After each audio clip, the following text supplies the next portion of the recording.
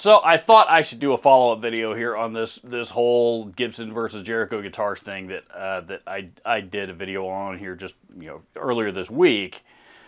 This thing's been going on for about a week now. I've had a little bit more time to think about how some of this stuff may have gone down. Watched a few other people's comments, opinions on this thing, and the more I think about it, Gibson didn't do anything wrong here. This isn't Gibson bullying the little guys. As I mentioned in the last video, this is the whole thing was based on Jericho Guitars' Facebook post, which I shared in the last video. But realistically, what he was claiming was that Gibson just up and shut down his websites and shut down everything on him, et cetera, et cetera, et cetera. Something seemed a little off with that, because say what you want about Gibson, but one thing that they have always done with every single one of these lawsuits is first send the company in question a cease and desist.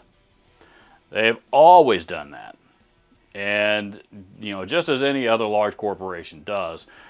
So I'm willing to bet, likely what happened was they once again sent a cease and desist to Jericho Guitars, and they ignored it, or they didn't see it, or, they dismissed it as junk mail of some kind, whatever the case may be. Human error of some kind, Gibson didn't get a response, and at that point had absolutely no choice but to continue on with the next course of action, which was legal action, which in this particular case, I'm assuming, includes making a strong enough case to get a court order from a judge to shut down all of Jericho Guitars' websites. As of this recording, I understand that their website is now back up and running. However, the guitar models in question have since been removed. As for the guitar models in question, if you have seen any pictures, if anybody else talking about these, I'm not going to post them here, just because I think it's been well documented. But the guitars that are in question are not inspired by Gibson designs. They're blatant ripoffs. There's a Silverburst Les Paul Custom that is a blatant ripoff of a Silverburst Les Paul Custom. There's an Explorer design that if you put gaff tape over the logo, you'd have no idea that it wasn't a Gibson. It was a blatant ripoff. Those are the two that I'm aware of. There may be more. So it's not a case like in this 10S guitar that I have here. I did a video on it. You can see they altered the body shape from a Gibson slightly, particularly with that part of the body right there. And of course the headstock, is also different from what a Gibson headstock would be. 10S Guitars also happen to be a company based in China.